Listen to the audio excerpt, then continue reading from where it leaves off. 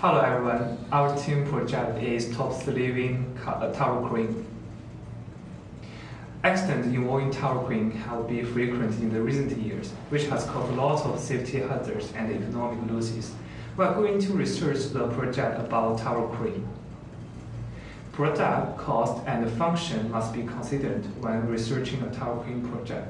To begin prepare for manufacturing the product, three factors should be considered: material selection, structural design, and safety. This foundational consideration determines the feasibility of the crane. After the product design has been finalized, cost and function should be evaluated together, which are related to the material selection. The material selection must strike a balance between performance and affordability. This should have high mechanical strength, good corrosion resistance, and moderate cost. Because this material selection will contribute to a higher maximum lifting capacity and help to reduce life cycle cost. After this factor has been analyzed, the project can proceed to the modeling and simulation phase to validate the design.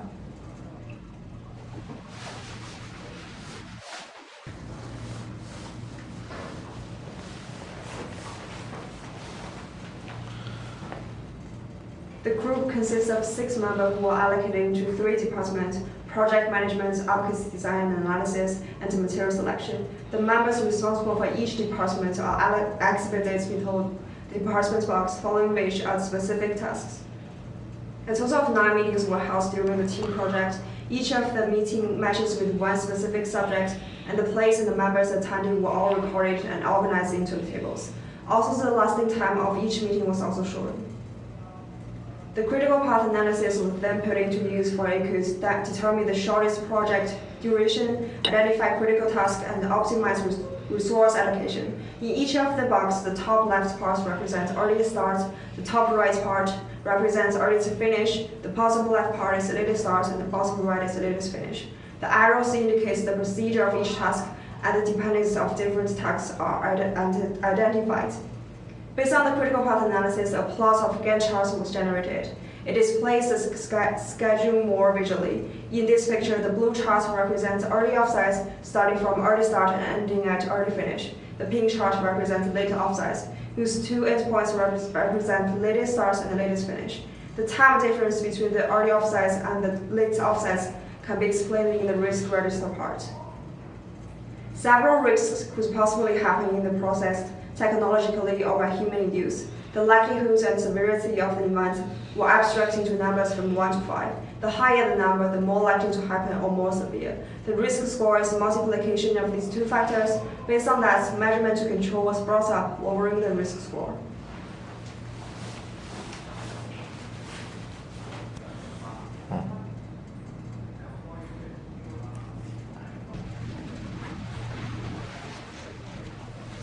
The slewing arm of a tower crane must carry heavy loads at high altitudes, so the material needs to be lightweight, strong, weather-resistant, and easy to weld. To find suitable materials, I use a Granta EduPack Level 3 database and designed a 5-step screening process.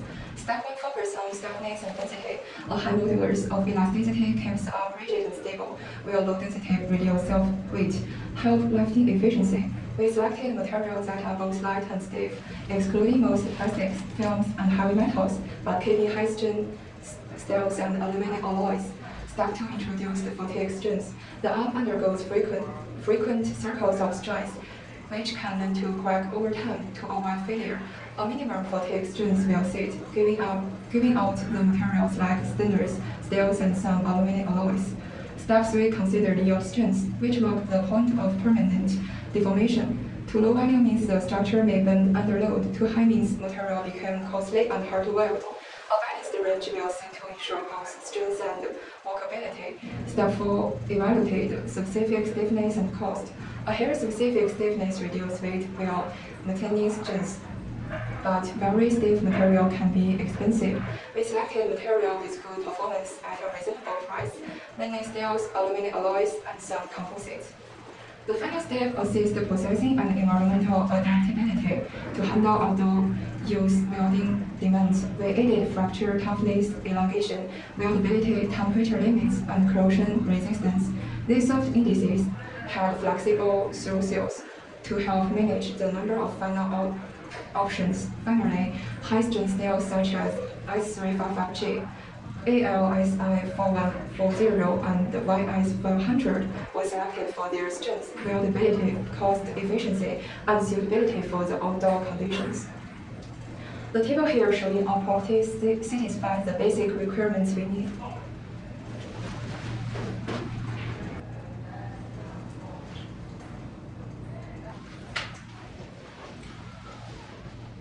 This model represents a tower crane structure created using SolidWorks. It primarily consists of 4 parts: the base, the tower body, the horizontal jib, and the counter jib. First, the base and the vertical tower body was created by extruding rectangular sketches. Then, the reference plan was used to sketch the horizontal jib and the counter jib. It ensures their symmetrical placement and connection to the tower body. The jib components are designed as hollow structures to simulate weight-reducing design commonly used in real cranes.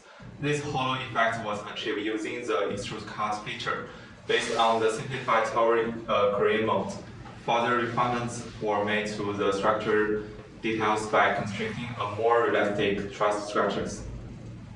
This is a mold after refine.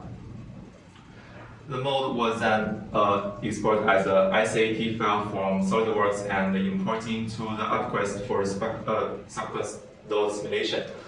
In UpQuest, the mold was set as a 3D deformable homogeneous solid. After assembly, 2 history output requests were defined.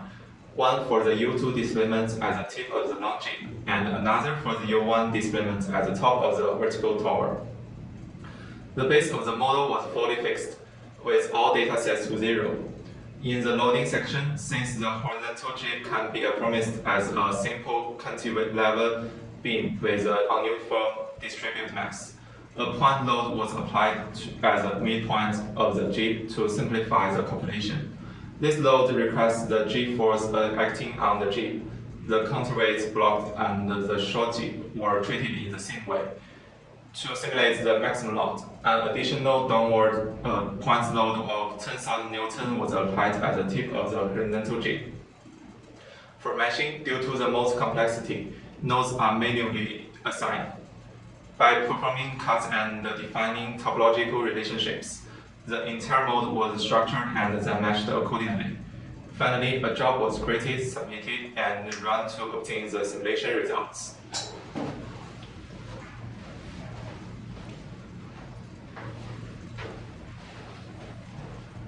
In this experiment, we used 2 models, considering that theoretical skeletonite model is difficult to calculate.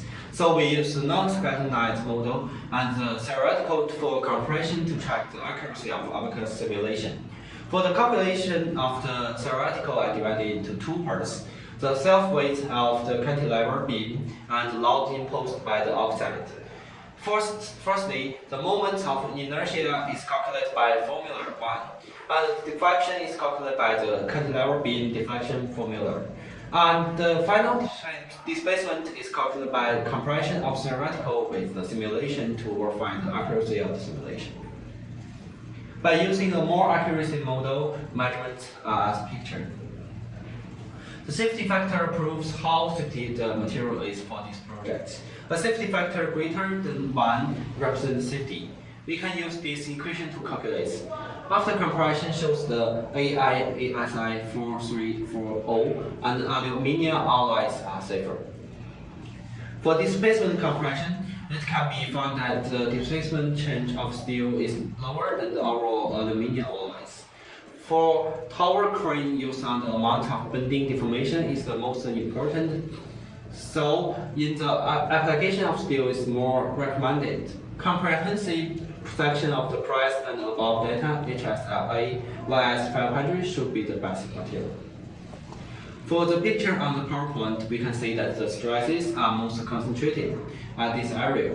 So it is possible to increase the thickness of the structure in this part of the application or add layer to ensure that this part is more robust. That's all. Thank you.